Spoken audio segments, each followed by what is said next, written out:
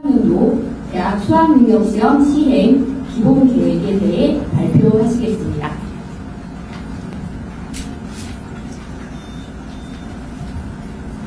안녕하십니까. 한국교육과정평가원 원장 김문희입니다. 지금부터 2027학년도 대학 수학능력시험 시행 기본계획을 발표하겠습니다. 먼저 2027학년도 수능은 2026년 11월 19일 목요일에 실시합니다.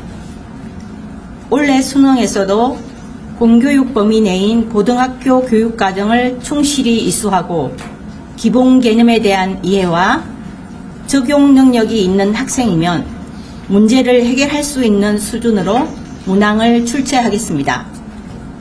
이를 위해 고등학교 교육과정에 제시된 성취 기준과 내용에 기초하여 신뢰도와 타당도를 갖춘 문항을 출제하겠습니다.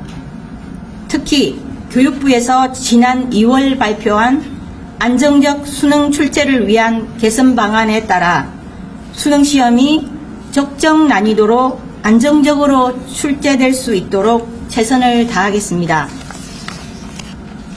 문항 출제 단계에서부터 시행 과정과 사후 관리에 이르기까지 공정한 수능이 되도록 최선을 다하겠습니다. 아울러 수험생들에게 수능에 적응할 수 있는 기회를 제공하고 수능이 안정적으로 출제 시행될 수 있도록 6월과 9월에 모의평가를 실시하겠습니다. 2027학년도 수능 시험 시행의 기본 방향은 다음과 같습니다. EBS 수능 연계 교재 및 강의와 수능 문항 출제의 연계는 간접 방식으로 이루어집니다. 연계율은 영역 및 과목별 문항수 기준으로 50% 수준을 유지하고 연계 교재에 포함된 도표, 그림, 지문 등 자료 활용을 통해 연계 체감도를 높여 출제하겠습니다. 시험 영역은 국어, 수학, 영어, 한국사, 사회, 과학, 직업탐구, 제2외국어 한문 영역으로 구분됩니다. 국어, 수학 영역은 공통과목과 선택과목 구조에 따라 공통과목 응시와 함께 영역별 선택과목 중 1개 과목을 선택해야 합니다. 필수로 지정된 한국사 영역의 경우 2015 개정 고등학교 교육과정을 기반으로 출제하며 우리 역사에 대한 기본 소양을 평가하면서도 수험 부담을 최소화되도록 핵심 내용 중심으로 평이하게 출제할 것입니다. 특히 필수와 취지에 따라 한국사 영역 미응시자의 경우 수능 성적 전체가 무효 처리되어 성적 통지표가 제공되지 않습니다. 사회과학 탐구 영역은 사회과학 탐구 17개 과목 중에서 최대 2개 과목 선택이 가능하며 직업탐구 영역은 6개 과목 중에 최대 2개 과목 선택이 가능합니다. 아울러 영어, 한국사, 제2외국어 한문 영역은 절대평가를 적용합니다. 장애인 권익 보호 및 편의 정진을 위하여 점자 문제지가 필요한 시각장애 수험생 중 희망자에게는 화면 낭독 프로그램용 파일을 제공하고 2교시 수학 영역 및 4교시 탐구 영역에서 필산 기능을 활용할 수 있는 점자 정보 단말기를 제공할 계획입니다. 올해 2027학년도 수능 응시 원서 접수 시에도 수험생 편의 정진을 위해 응시 원서 온라인 사전 입력 시스템을 적용하고 응시 수수료도 해당 시스템을 통해 신용카드 또는 가상계좌 방식으로 납부가 가능합니다. 다만 부정행위 방지를 위해 온라인 사전 입력 후 현장 접수처에 반드시 방문하여 본인 확인과 접수를 완료하는 절차는 기존과 동일합니다. 미응시 수험생에 대한 응시 수수료 환불 제도와 저소득층 가정의 교육비 부담 완화를 위하여 국민기초생활수급자, 법정 차상위 계층 및 한부모 가족 보호 대상자에 대한 응시 수수료 면제 제도를 시행하고 있습니다. 구체적인 실시 방안과 절차 등은 7월 수능 시행 세부계획 공고 시 발표하겠습니다. 수능 성적은 2026년 12월 11일 금요일에 수험생에게 통지할 예정이며 성적 통지표에는 영역 또는 과목별로 표준점수 100분위 등급이 표기되나 절대평가를 적용하는 영어와 한국사 그리고 제2외국어 한문은 등급만 표기됩니다. 올해 수능도 문항별로 성취 기준 등 교육과정 근거를 공개하며 수능일 전후 재난 상황 등에 대비하여 전 영역의 예비 문항을 준비할 예정입니다. 한국교육과정평가원은 수능이 공정하고 엄정하게 그리고 안정적으로 시행될 수 있도록 최선을 다하겠습니다. 이상으로 2027학년도 대학 수학능력시험 시행기본계획 발표를 마치겠습니다. 감사합니다. 지금부터 질의답변 순서를 정하겠습니다. 대석자 분들은 단상으로 이동해 주시기 바랍니다.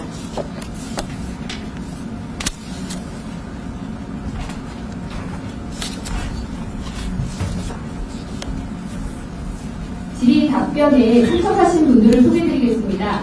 한국교육과정평가원 조성민 대학 수학능력시험 본부장입니다.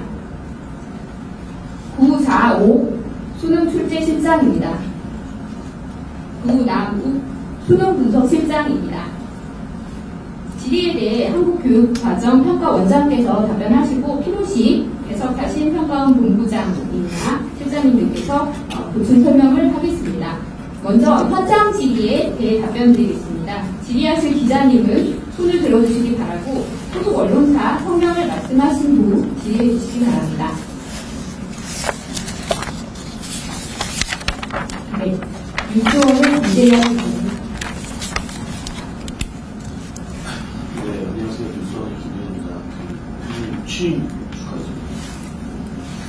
다른 게 아니라 어쨌든 지난해 수능 난이도, 특정 난이도가 아니라는 지적도 있었고 평가도 있었는데 향후에 어떻게 올해 수능을 좀 어떻게 준비하실지 구체적으로 준비하실 방법을 네, 김정 기자님 질문에 답변 드리겠습니다. 저희는 2027학년도 수능이 공교육 과정 내에서 학교 교육을 충실히 이행한 학생이면 충분히 답변할 수 있도록 해결할 수 있도록 안정적으로 안정적인 난이도를 갖추고 적정한 난이도를 갖춰서 수능을 출제할 계획을 가지고 있고요. 수능 출제 시작해서 검토까지 지난 2월 교육부에서 발표한 개선 방안을 반영해서 철저하게 준비해서 하도록 하겠습니다. 다음 현장들이 가겠습니다.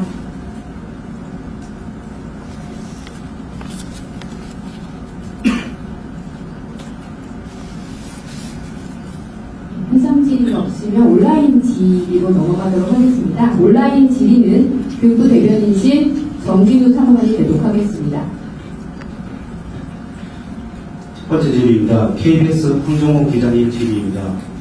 자료를 보면 교육부가 발표한 수능 체계 개선안을 적용하겠다고 했는데 어떤 부분을 적용하겠다는 건지, 이를 통해 안정적인 출제 난이도를 어떻게 유지하겠다는지 그 계획이 궁금합니다. 두 번째로는 올해 수능을 치를 것이라고 예상되는 인원은 얼마인가요? 전체 인원과 연수생 등을 구분해 알고 싶습니다. 네, 질문 주신 거에 대답 드리겠습니다. 일단 두 번째 질문에 대한 답변부터 먼저 드리면요. 올해 수능 응시생 예측은 저희가 구체적으로 하지는 안 왔는데 고3 학생 수하고 지난 기간 동안에 그 졸업생 응시 추세 이런 것들을 해서 전년도 기준으로 생각하면 될 것 같습니다.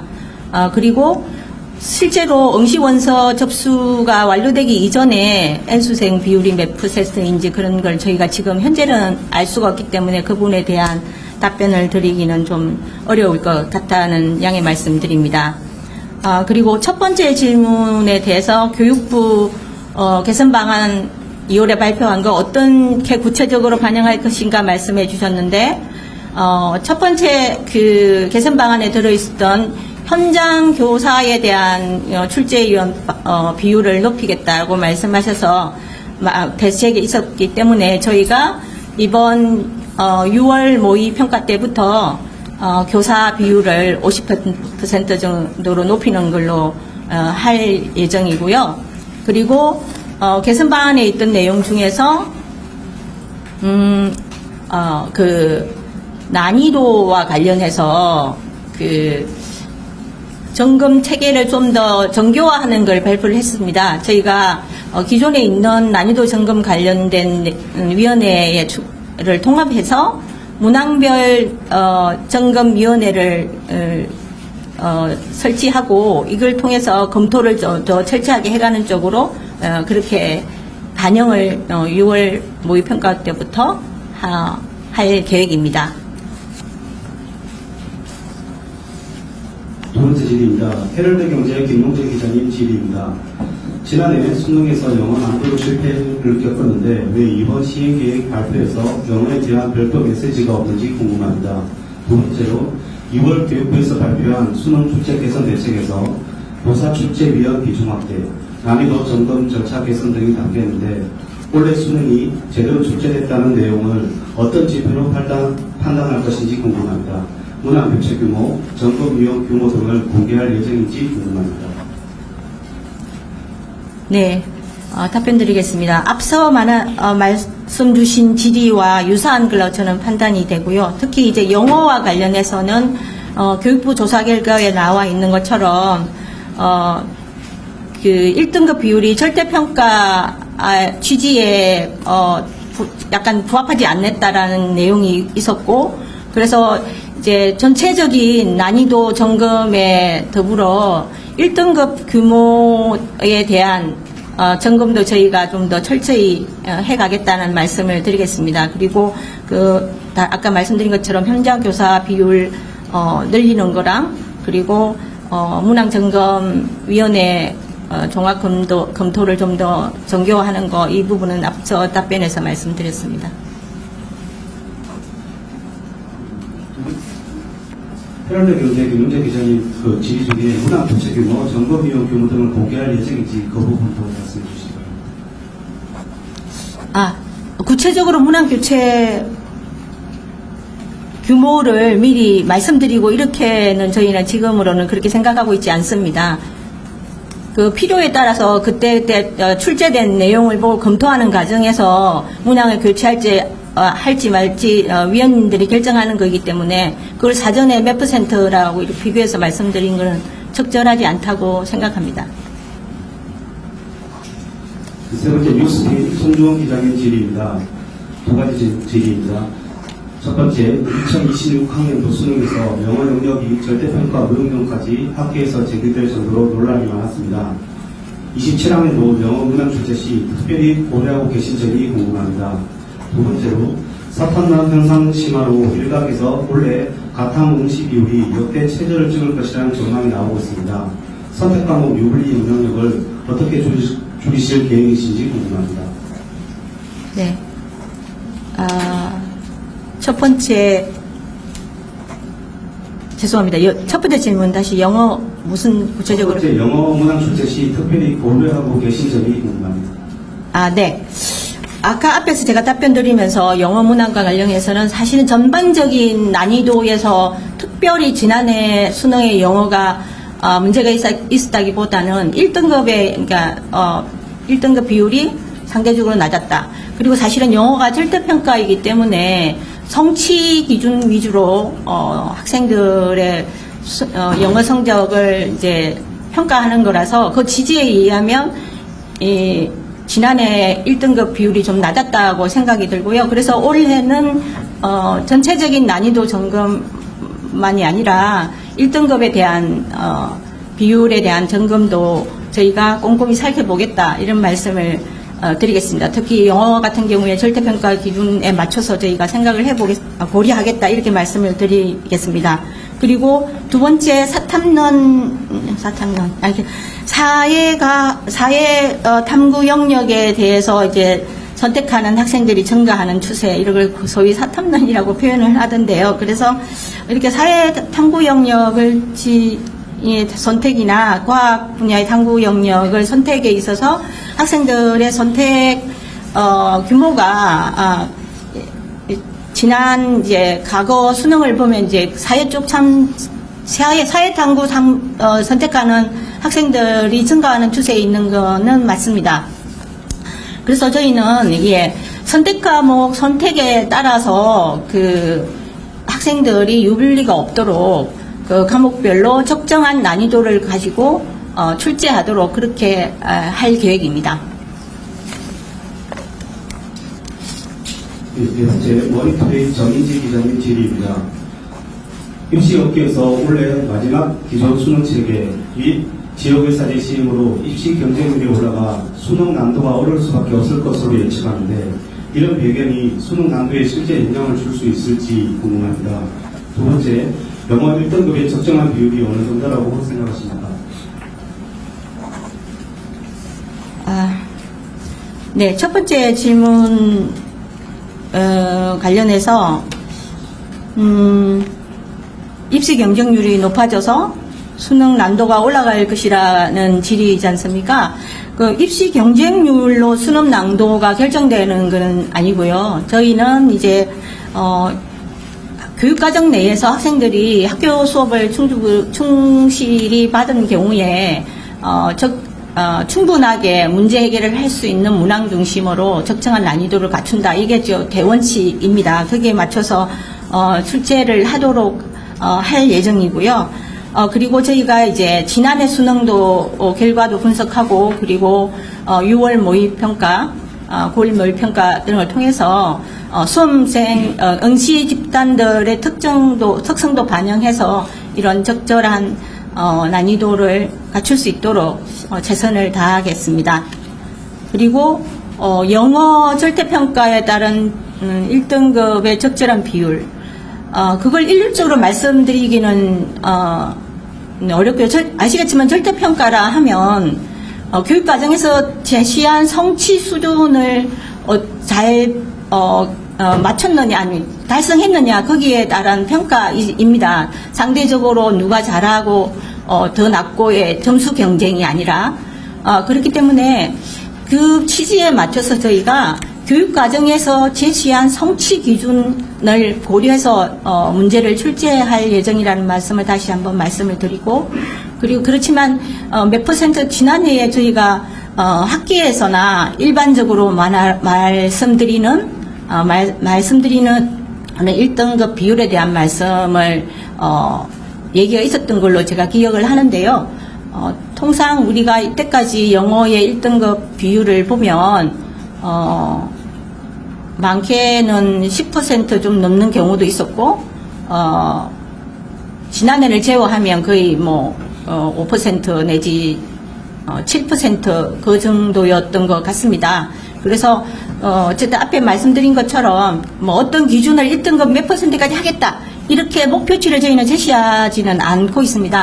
그 대신 영어가 절대평가이기 때문에 그 취지에 잘 맞춰서 저희가 적정한 난이도를 가지고 출제를 하겠다 이렇게 말씀을 드리겠습니다. 계속해서 현장 추가 질의 받겠습니다. EBS 진태희님. 네, EBS 진태희입니다. 사교육 카르텔로 전원직 교사들이 대거 열리고 계었는데 이들 중 상당수가 모의고사나 수능 출제 경험이 있는 걸로 알고 있습니다. 이제 경험이 있는 교사 인력풀이 많지 않은 상황에서 지난해 수능 영어 같은 난이도 논란이 재발할 수 있다는 우려가 현장에서 나오고 있는데요. 여기에 대해서 좀 어떻게 보시는지, 그리고 출제위원과 공부위원 선발 과정 차질 없이 이루어지는지 여쭤보겠습니다. 네, 지난 그 사교육 관련돼 있는 출제위원, 검토위원 문제 관련해서 저희가 보완을 해서 이제는 개인 출제위원이나 검토위원으로 참여하시는 분들의 개인정보를 사교육 관련돼 있는 개인정보까지 확인해서 저희가 하고 있고요. 관련돼 있는 출제위원, 전문위원들, 검토위원들 확보에는 차질 없이 저희가 지금 현재 진행되고 있습니다. 다음 질문 받겠습니다. DBS 박정훈 고생 많으십니다. 작년에 수능 당국 정부에서도 킬러라는 배제 기조를 강조를 했었어요. 근데 초고난도를 사라졌는데 수험생들이 느끼기에는 이 초고난도는 사라진 대신 난이도가 올라가서 그 수능이 됐거든요. 결국은 변별력을 확보하기 위한 과정에서 진행됩니다. 그러다 보니까 교육 현장, 학교 현장에서는 공교육 가지고는 힘든 게 아니냐 이런 우려도 나오고 있어요. 역시 올해도 변별력, 적정한 변별력을 확보를 하겠다는 기조인지, 그리고 킬러 문항 베이제 기조로 그대로 유지되는지 전체적으로 좀 원장님 한번 생각을 해보겠습니다. 네. 소위 사교육 시장에서 문제풀이를 열심히 해서 그 문제풀이 연습한 학생들에게 유리한 문항을 출제하는 거는 저희는 당연히 올해도 배제되고요. 그리고 난이도와 관련해서는 고등학교 교육과정에 있는 성취 기준이라는 게 있습니다. 성취 기준과 그 교과 내용을 충분히 반영을 해서 적정한 난이도가 되도록 수험생 부담은 최소화되고 적정한 난이도가 되도록 그렇게 출제할 예정입니다. 현장 질문이 더 있으실까요? 네, 고정민 기자님. 네, 취임 축하드립니다. 오승걸 전 원장님이 작년 수능도 실패로 임기 못 채우고 물러나시는 아실 테고, 그 후임 오셨는데요. 당장 수능도 있긴 하지만 본인 제14대 원장으로 취임을 하셨는데, 본인에게 부여되는 가장 큰 책무라고 해야 될까요? 소임은 뭐라고 생각하십니까? 네. 제가 어제부터 이 업무를 시작을 했습니다. 오면서 제가 가졌던 가장 큰 마음가짐은 한국교육과정평가원이 우리 교육에 우리 학생들에게 차지하는 비중, 이런 거에 대한 무게감, 그걸 제가 이제 엄중하게 이제 생각을 하고 있고, 결국은 교육과정과 교육평가에 대한 전문성을 기준으로 교육 발전에 그동안 이제 우리 원이 기여해 왔지만, 결국 이제 수능 시험을 통해서 국민들께서 가지고 계신 그 사회적 기대 수준, 그리고 관심, 이런 거에 대한 것들을 이제 재차 더 느낄 수 있었습니다. 그래서 이에 대한 책임감을 좀 더 중하게 느끼면서 업무를 시작하자, 이게 마음가짐 중에 하나였습니다. 그렇지만 우리는 언제까지 현재에 머물러 있을 수는 없다고 생각합니다. 세상은 많이 변하고 있고 교육 패러다임이 완전히 변하고 있습니다. 그래서 그 변화에 대응해서 교육과정과 평가를 어떤 방향으로 나아갈지, 그런 데 대한 고민도 필요하다고 저는 생각하고, 이런 부분도 함께 고민해 가려고 합니다. 현장 질문 좀 받겠습니다.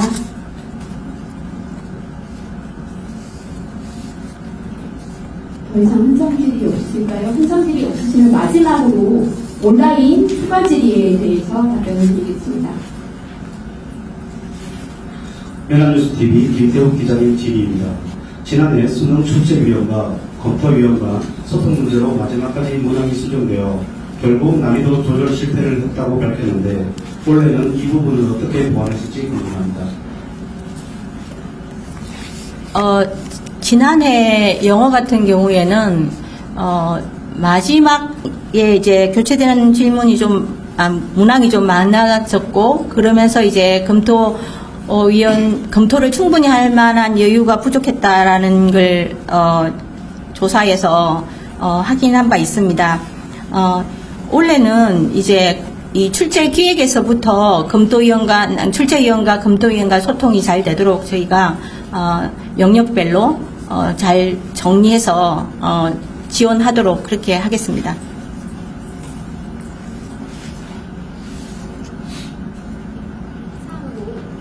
예, 이상으로 브리핑을 마치겠습니다. 원장, 본부장께서는 국민 여러분께 인사를 드린 후 이석하여 주시기 바랍니다. 브리핑과 질의에 참여해 주신 언론인 여러분께 감사드립니다.